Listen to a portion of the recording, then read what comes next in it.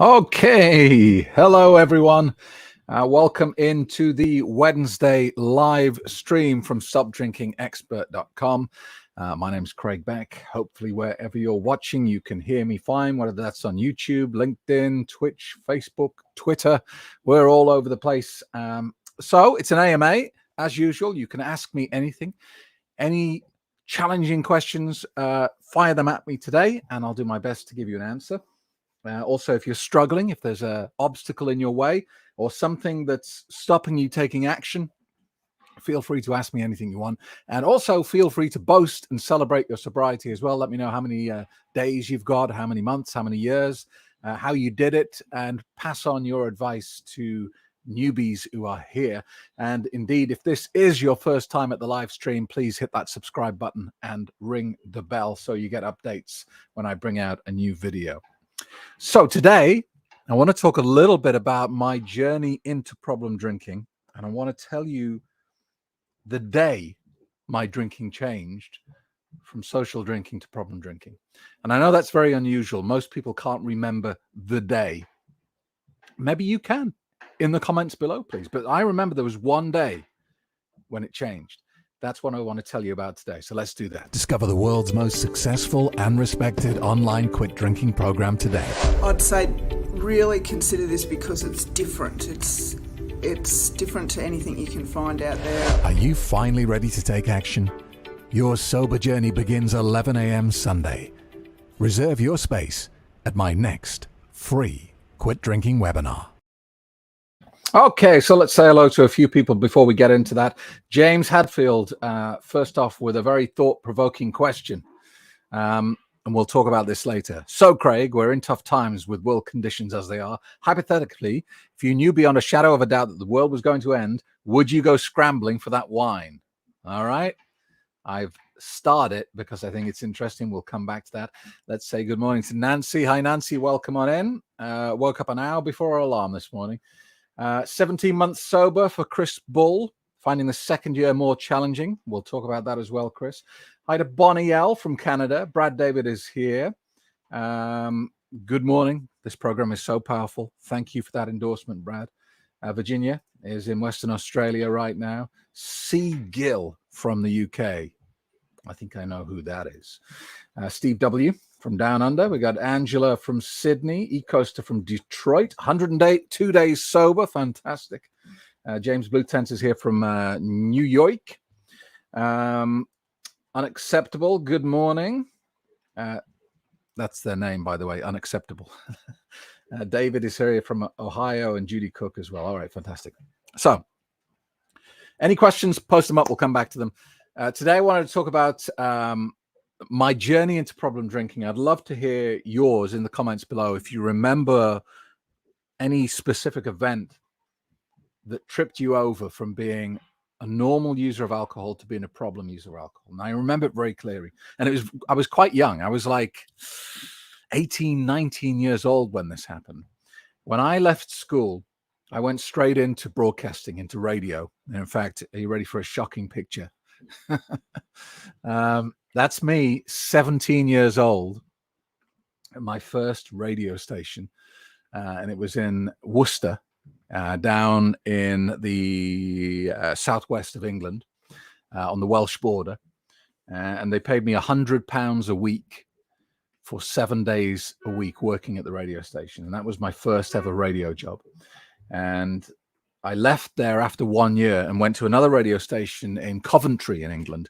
And I had a boss there who'd hired me not because of my talent and ability, but because I was cheap, because I was the cheapest guy on the block, because I was so young and so inexperienced. And he figured that he could mold me into the sort of broadcaster that he wanted me to be.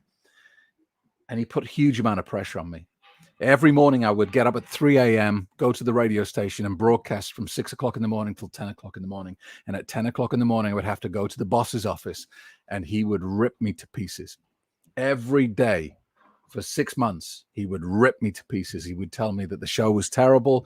He would tell me things like, you're not talented, you've got no talent, you shouldn't be here, I regret hiring you, you're not funny, you're not this. And he absolutely destroyed me every single day. And then after about 6 months, I remember the day, I'd finished the show, thought it was quite a good one, went into the boss's office, and he absolutely ripped me to pieces again. 11 a.m., I went home, and on the way, I bought a bottle of whiskey. And that was the first time that I'd ever used alcohol for something other than socializing. I'd bought this alcohol to change my state, to escape reality. And that was a powerful defining moment, really, because from that point on, alcohol became something different. So I'd love to hear your story in the comments below. If you have it, if you remember it. For most people, it's a kind of a slow drip feed, isn't it? It's water torture. But if you've got an initial story of when everything changed for you, I think that'd be really fascinating. So let's have a look at who we've got here. Camilla, hello from Sweden. Oh, good stuff. Yeah, we're doing a webinar Sunday morning. So if you are interested in my online course and you're interested in taking action on your drinking, then Sunday is the place to be. That should be good. Bradley is here from NC, nursing a hangover after 14 days without drinking. Okay. Are you having a phantom hangover, Bradley? Still trying to stop completely? Graham, 3 years sober, thanks to you, Craig. It only works. Try it, everyone. From Kent, fantastic. David Coate. Good morning, Craig, from David in Alberta, Canada. Kat's chalking up 3 years of sobrieties after reading Alcohol Lied to Me, which is fantastic. Ernest is here in Arizona, 3 months sober. Excellent, fantastic. Marty's 2+ years alcohol-free in Georgia. Nice. Johnny Cola. Initially, I only planned to stay off the alcohol for a month, but decided that I liked the feeling of being clean, so it just continued. A lot of people tell that story, Johnny. In fact, I've got a good friend of mine called Steve, who's an electrician. He did exactly the same thing. He said, I'll just do 1 month. And it felt so good. He said, I'll just do 3 months. And that felt so good. He said, I'll just do 6 months. And it just kind of became the default. Emily, how you doing, Emily? From New Hampshire. Victoria's in Florida. Jan is in Perth, Australia. Stopped drinking November last year. Emily, the sudden death of my son, I'm guessing that's son, in an auto accident sent me into heavy drinking. When was that, Emily? I'm sorry for your loss, by the way. When was that? Is that a recent thing? Or is it a kind of, something in the past now that still haunts you? Janet C., good morning. Brad David, interesting point. I thought my erectile dysfunction was because of getting older, but I think it was actually because of alcohol. Such an evil drug. It's true, alcohol, it really steals everything that's worth having. And if you're a man, and isn't this really strange that if you're the sort of man who can drink 10 pints of lager, you're considered by other men to be a real man, a real man who can handle his drink, tough guy. And yet the thing that it does to you is actually make you much less of a man than you would care to admit. I mean, if you smoke and you drink, you're basically saying, I don't want sex. I'd rather smoke and drink than have sex. I think at the peak of my drinking, and this is, a symptom of all the other things that were going on in my life. I think I went without sex for about 3 years. I wasn't conscious enough to do something like that. And also at this point in my life, sex was something that would get in the way of drinking. I mean, how crazy is that? And in fact, that's a really good point to go back to this from James. So James asks the question, so we're in tough times with world conditions as they are. Hypothetically, if you knew beyond a shadow of a doubt that the world was going to end, would you go scrambling for that wine? Why would I do that, James? If I knew I had, let's say, 15 minutes left alive, why would I drink something that steals my consciousness? I'd be finding my wife and saying, come with me. Where are we going? The bedroom. I'll explain later. I wouldn't be drinking in that moment. I mean, no, because, that statement, James, implies that secretly I miss it, that secretly I wish I could drink alcohol. And that's the whole point of my course, is not to do it that way, is to not, approach this as though you're depriving yourself of something, because that's how virtually all of the other methods for controlling drinking work. Think about this, right? AA. You go to AA and they say, okay, you're an alcoholic and now you can't ever drink again. But come to this church hall 3 times a week and talk about it. Talk about the thing that dominates your life, but you're never allowed to touch it. That's why you get so many dry drunks. You get so many people who are sober, no alcohol in their system, but they're miserable. Even medication, here's a tablet, take this, it'll stop you drinking. Oh, but I like to, but I can't now. You see what I mean? All of these approaches are the same thing. They're just forcing you to live an existence where you have to white knuckle your way through it. I wouldn't go back to alcohol if I had 15 minutes left to live, because there are a million better things to do with your last 15 minutes, I would say. Rich Myers, morning from Arizona. Love this program. Finally, a program that really works for me and brings so much clarity to my prior drinking. Thank you, Rich. I really appreciate that. Victoria, thank you for what you do for us living alcohol-free. Hi from Toronto. About a month sober, feeling great. Well done, Lindsay. God, it's like 3 years since I've been to Toronto now. Sony, hi from Brisbane. First time on a real live. I've only watched the replays. Alcohol-free for 2 days. Fantastic. Kelly's here from New Jersey. John Kelly is here. We got Mick. Mick the Legend is here from my part of the world. Whereabouts in the Northeast are you from, Mick? I could really insult Mick here by getting this wrong, but it sounds like you have a Teesside accent. Am I wrong? Am I right? Raheem, 3 weeks since my last drink. Such a big change this time. Fantastic. Nancy, so sorry that happened to you, Craig. What a horrible boss when you were so young. Yeah, it was kind of accepted, that in the entertainment industry, you got treated badly because there were 1,000 people waiting to take your job if you couldn't cut it, So you just had to suck it up. Matt's celebrating 5 days. Good. Victoria says living sober is beautiful, and she's right. Lindsay, I was always a binge drinker, started in my 20s, not sure why. Just had the mentality to go big or go home. Yeah. Strange, isn't it? There's this mentality of like, if you can drink a lot of alcohol, that's somehow impressive, or, Jose, this sucks. I'm drinking on my 4th tall can. Any advice? Well, Sunday, Jose, make sure you turn up at the webinar. All right. Go to the website, stopdrinkingexpert.com. Turn up on Sunday and I'll talk you through why you haven't been able to fix this on your own. Because, I understand that nobody comes to my YouTube channel immediately after realizing they've got a problem. There's a journey to get here. You have to struggle and try and deal with this on your own, and then realize that you can't before you get anywhere near my book or my YouTube channel. So the next step, Jose, is Sunday's webinar. All right. Steve W. Grew from knockoff drinks to having a few beers every night and got heavier over the years. It got real bad when my ex told me she'd had enough of my drinking. Then I started hiding it. Yeah. That's a pivotal point, isn't it?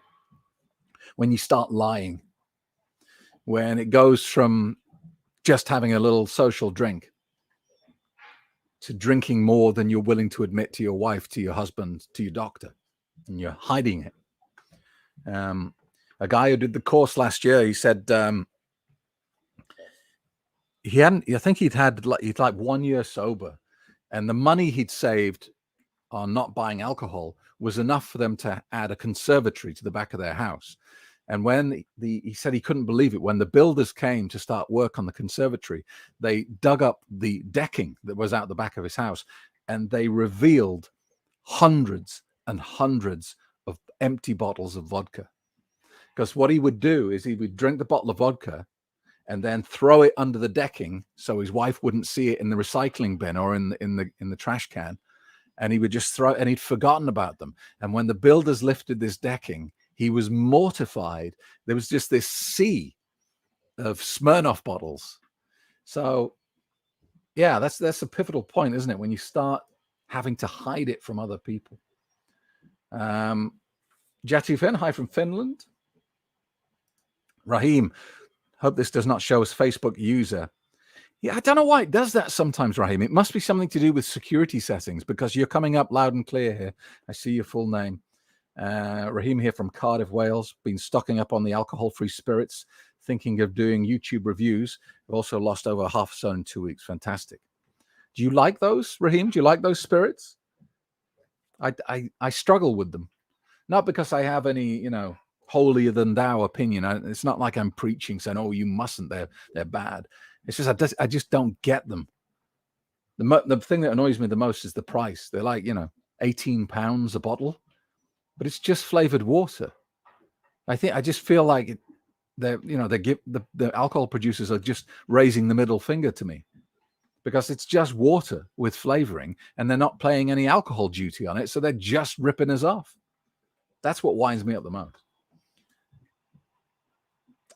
Emily, okay, many years ago my son died, but I kept drinking heavily until 4 months ago when I decided alcohol-free life was a better life. It's very sad, Emily. I can't imagine what you've been through. But look, the one thing I do know is that grieving process has to take a set amount of time, and you don't know how long that is. It could be months, but when it's your son, it's going to be years probably. It's going to take you years to get through that grieving process. And if you drink alcohol, it pauses that process. So instead of it taking years, it could take, decades if you don't stop drinking. The moment you stop drinking, it may be painful because you're forced to face those raw emotions and actually process this horrible thing that's happened to you. But at least you're making progress. It's painful and it hurts and it sucks, but at least you're moving slowly towards the point where you've accepted it. You can't do that while you're drinking. It just pauses everything. It holds you in limbo. Brad, I hope this is not too personal, but in previous videos, you said your marriage ended when you stopped drinking. Did alcohol ruin your marriage? Did alcohol ruin my marriage? Not really. I don't think so. I think that's a tough question, Brad. Well done. Normally people ask me the question, did stopping drinking end your marriage? And I have an answer for that, and I've answered it many times. But asking if alcohol ruined my marriage is a tricky one. I don't think it did. But what it did was it held me in stasis, and it stopped me dealing with the problems that were building. Instead of looking at my marriage and my relationship with open, honest eyes and seeing the problems and perhaps being able to head them off, I was just drinking to not think about it. And like I just said, 10 minutes ago, I didn't have sex for 3 years. My wife and I weren't even sleeping in the same bedroom. There was no point. I would fall into bed at like 8 o'clock in the evening in an alcoholic coma, just crash onto the bed. And so there was no point as in sharing a bed, nothing was going to happen. And so we were in separate bedrooms for years and nothing like that happened. So, it was a bit of a disaster, but I was using alcohol to avoid dealing with it. And then when I stopped drinking, I was able to kind of look at my life, and it was like looking at this battlefield, and I was like, oh my God, this is a disaster. Everything's broken. Thank you. Tough question, but thank you for it. David, I did 90 days with willpower before finding your channel. Your videos changed my mindset and have kept me alcohol free for almost 4 years. Awesome. Mark, what age? I don't know what age I was when I quit, Mark. It would have been like 12 years ago. I'm not going to do the maths. I had one kind of wobble. And that was when my son turned 18. And I kind of, it got me in that I thought I should have a drink with my son. I mean, saying it out loud, it seems so stupid now. And I just had one drink and it tortured me. It absolutely tortured me. I hated myself. And it was enough to scare me straight, if you know what I mean. I woke up in the morning and I felt such hatred for myself. So I was so ashamed and so embarrassed and so devastated by it that it really kind of scared me. But it's spooky how, you know, it can get you, and even nonsense sounds like logic, you know. Brad, did you not like AA just because of the religious, or was it more? It's more than that, Brad.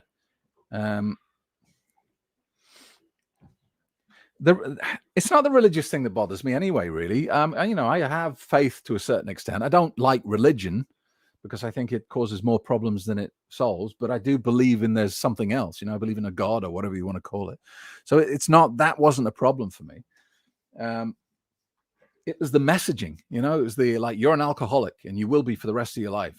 Even when you stop drinking, you'll still be an alcoholic. You don't do that with other drugs, do you? You don't say, well, you're a smoker, and even if you stop smoking, you'll still be a smoker. It doesn't make any sense.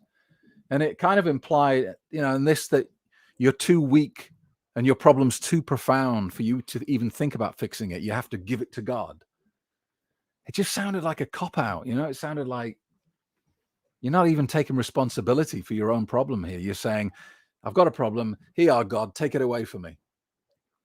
Just so many elements of it doesn't make much sense. And also is boring. It's so boring.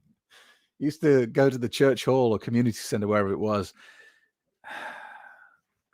and they would read, you know, the guy up front would say, who's going to read for us today? And someone would say, I will read for you today. And they would stand up and go, hi, my name's Steve, I'm an alcoholic. And then they would open the big book and they would read really badly from it, very slowly, in a monotone, with no, I mean, they're not performers, they're not entertainers. I get that. They're just normal people. But they would then proceed to read from this book.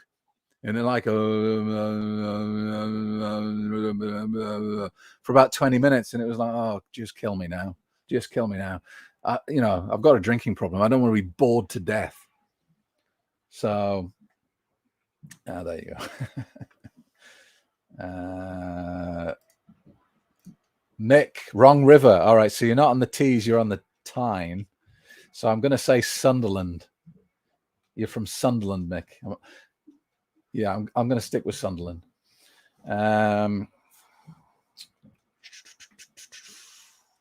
Ronnie.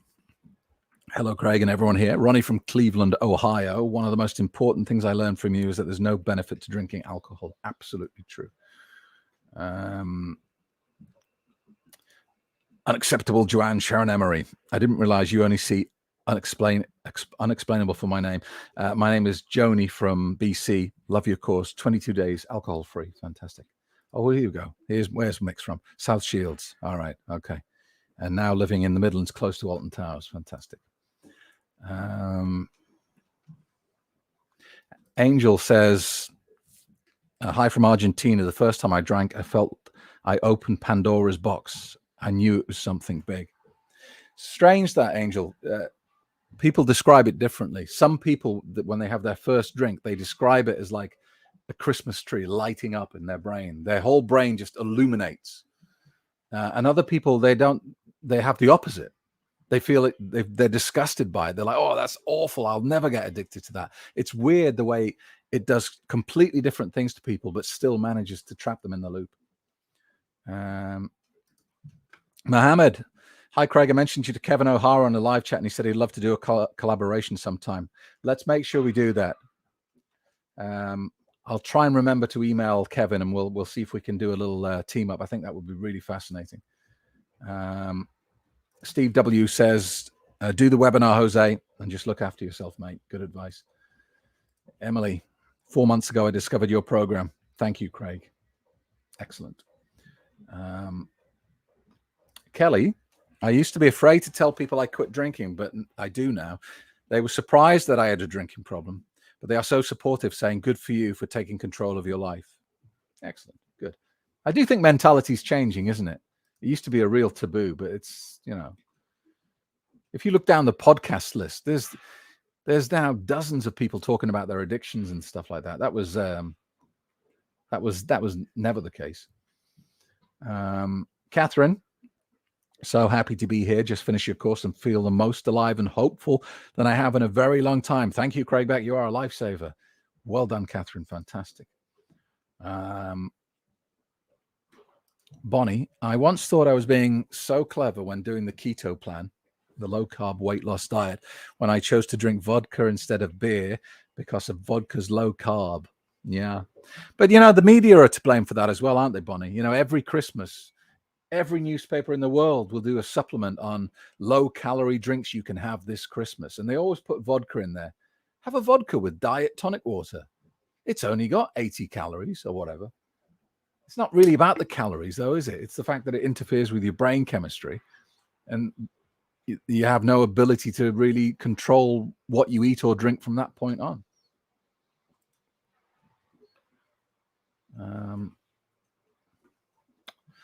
Bonnie's 3 years this October. Fantastic. Let's have a look what else we got here. Diego, he's in Mexico. Let's have a look. Kelly, so right about grief. I only lost a close friend, not a child. I still buried my grief in wine. Once I stopped 2 years later, I could work through the grief. I accepted the loss. 9 months alcohol-free. So true, Kelly. It really does. It hits the pause. Hits the pause on the grieving process, which is weird because what do they do to wake? After they've buried someone, what does everyone do? They go to the pub, don't they, and drink alcohol. It's crazy. Mark, I've had your program for many years, Craig, but I haven't managed to quit yet. I come to realize I can't just stop or it won't stick, but I need to work on changing my life in other areas for the better as well. What I would say, Mark, is normally the reason people go back to drinking is because stopping drinking has uncovered another problem, a problem that you've been suppressing with the alcohol and trying, like my marriage, and my relationship and my finances, all this disaster going on around me. I was using alcohol to not deal with it, just to push it down and keep it suppressed. Does that mean that all that time I was doing that, my marriage was not getting worse or getting better? Or no, of course it was being damaged by my failure to take action, right? So if you stop drinking and then suddenly become aware of this problem that is underneath the alcohol, unless you deal with it in a very rapid and positive way, it's going to get to you. It's going to push you over the edge because your coping mechanism for this problem for your whole life has been alcohol. And unless you deal with it, at some point, you're going to be in pain, suffering, struggling, and your subconscious mind is going to say, you don't need to feel like this. We have a solution to this problem. It's called alcohol. Run the program. So it's always a two-part process, Mark. You got to stop drinking and then immediately get started on the problem that's underneath it, so you don't end up with that trigger to go back. And now we fall now. Is that because I said you're from Sunderland, Beck? I apologize. I'm from Darlington. I'm not proper northeaster, really, am I? Steve W. I've only just realized that AF means alcohol free. You thought it was rude, didn't you? Yeah, a lot of people think that. Let's have a look. Good advice from Nancy. Jose, do the webinar. You get the book for free. Read all of it twice. David, do you ever think big alcohol will ever be viewed in the same light as tobacco companies? Yeah, I think so, but I think we're way off. I think as far as where we are on this journey, I think we're in 1970, maybe the late 1970s.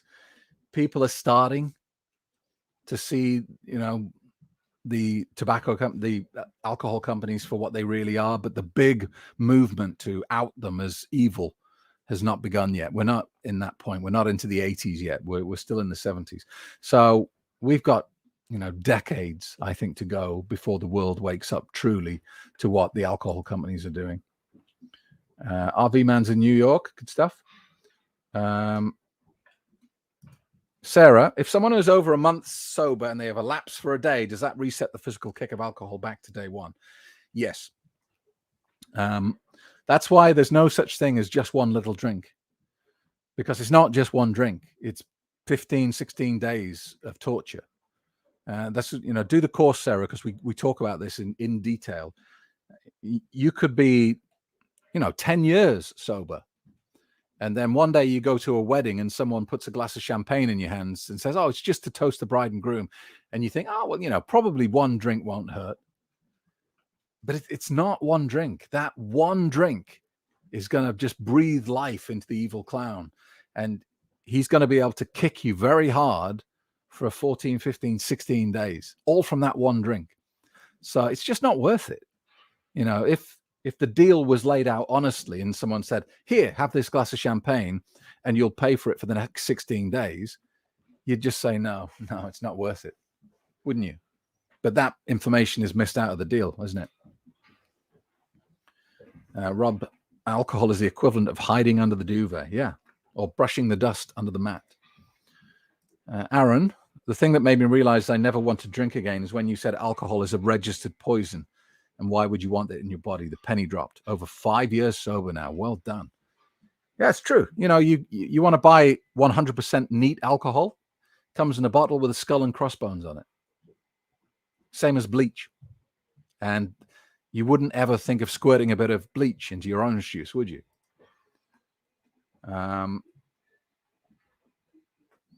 Steve says, I like to think the problems are still there, but at least I'm sober enough to focus on fixing them now. Yeah, exactly.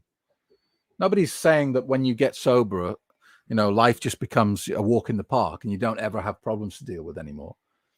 That would be unrealistic. But what you do have is you have 100% of your brain power to tackle these problems. Whereas when you're a problem drinker, at best, I think you have like 70%.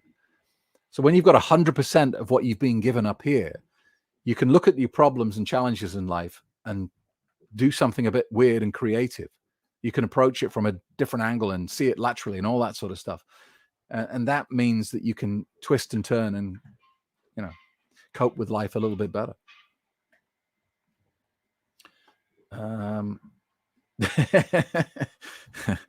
Smuff Dog, I went to an Alcoholics Anonymous meeting. Anonymous my ass. I knew everyone there. Yeah. On Sunday in the webinar, we're going to talk about AA. And I talk about all the treatment options you've got with alcohol. You've got willpower, you've got AA, you've got rehab, you've got doctor supervised medical withdrawal stuff. And I give each one a kind of rating for their social cost. And I always say that Alcoholics Anonymous has a high social cost. And what I mean by that is it's hard to do it secretly because it says anonymous in the title, but if you live in a small town, the chances are you're going to go to that and you're going to know someone there. And do you trust them to keep that a secret? Because you know what human beings are like. They're going to go home, aren't they, to their wife and go, you're not going to believe who I saw at Alcoholics Anonymous tonight. He tells his wife, she sees her friend, you're not going to believe who my husband saw at AA. You see what I mean? This is why it's not really anonymous, is it? And also, the other thing about AA is you're going to have to explain where you are 3 nights a week or whatever. Otherwise, that could get you into trouble, couldn't it? If suddenly you're out 3 nights a week, you're either going to have to admit to someone that you've got a serious drinking problem, which you might not want to do, or you're going to have to lie. Neither of these are going to be perfect situations, are they? RV Man, shocked to check no when a medical form asks, how much do you drink? I was so proud. Yeah, it's good that, isn't it? especially if you don't smoke as well. And the doctor says to you, how much do you smoke? Nothing. How much do you drink? Nothing. They go, oh, you always got to, oh, really? They're not used to it. They're used to hearing an answer and then doubling it. Diego, 3 months sober, feeling great. Thanks a lot. Good man. Keep going. Kobe Cat, talking about hiding vodka. I used to pour them in the other empty containers for concealment, Diet 7-Up or water, then mark them with a marker dot, but no more. It's crazy what we do, isn't it? You know, I used to, if the kids wanted to go to the cinema, to the movies, I would buy one of those big gulp sodas, the big, massive, like, I don't know, probably 2-liter Coca-Cola cups. And I would tip half of the Coca-Cola down the sink in the men's room and put whiskey in it or vodka in it. So I was sitting there with a Coca-Cola in the movies with my kids, drinking probably a quarter bottle of whiskey and Coca-Cola. It's embarrassing. It's embarrassing. David said there's a Polish bottle called, is that Polish or Polish? Polish, I think. A bottle called Spiritus. It's 96% pure. One can't drink it straight. When I lived in Poland, it was the rite of passage. Yeah. Makes you a real man if you can drink poison, Reverse Don. Alcohol is so much BS. After quitting drinking, I found so much more better things to do. I can't afford to take the first drink because it will lead to a binge, 2 days wasted. Exactly. It's like I always say, you only get one choice, the first drink. How long have we been going here? Oh, we got a few more minutes. Emily, I've been reading A Million Little Pieces by James Frey. It's about rehab and it can scare you sober if that's what you need. Never heard of it, Emily, but I'll check it out. Mick, dentist 3 weeks ago, asked me how much I drank. She said, you're the third non-drinker today. There's definitely something happening here, Mick, isn't there? There's definitely more and more people moving in this direction.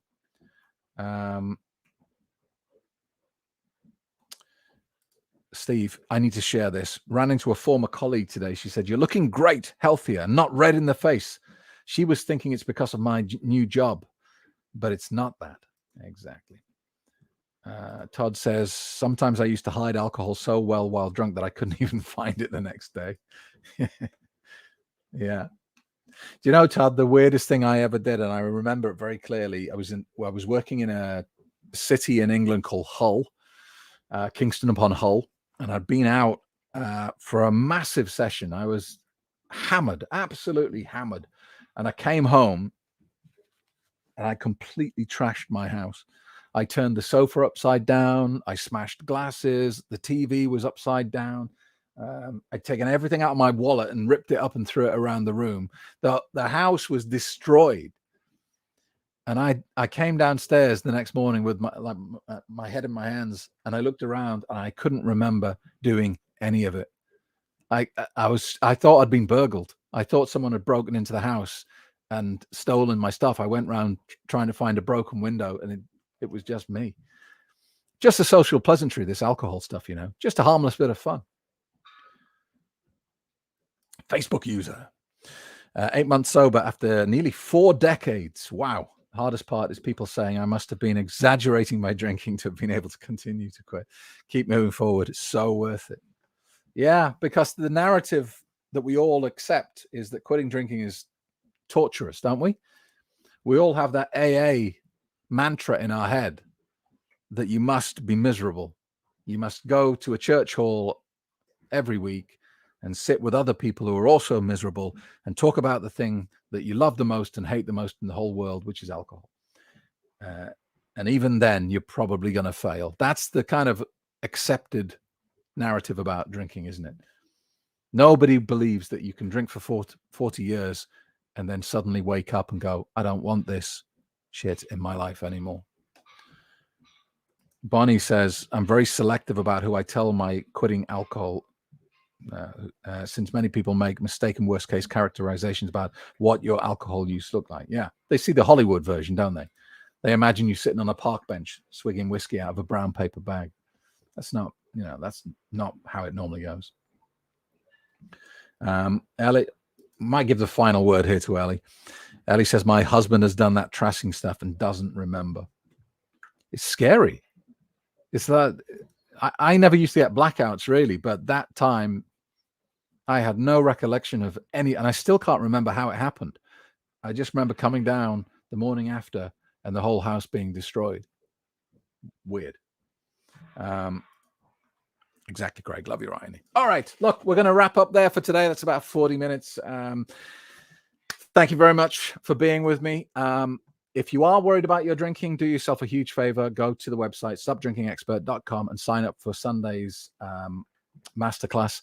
And I'll give you a copy of my best-selling book, Alcohol Lied to Me, as a gift just for turning up as well. So thank you very much for being here. Put it in your diary. Make sure you're here every week. Even if you're 5 years sober, I think turning up to things like this is a really beneficial thing. It keeps us all on the straight and narrow. And even if you're solid in your sobriety, we could use your wisdom. There are new people here who are still at that horrible place you were all those years ago. And just having you here, people like Mick and all the guys who've, chalked up years of sobriety. It's fantastic that you come here and help other people out. Please, please keep doing it. Thank you so much. And I will see you tomorrow for another video.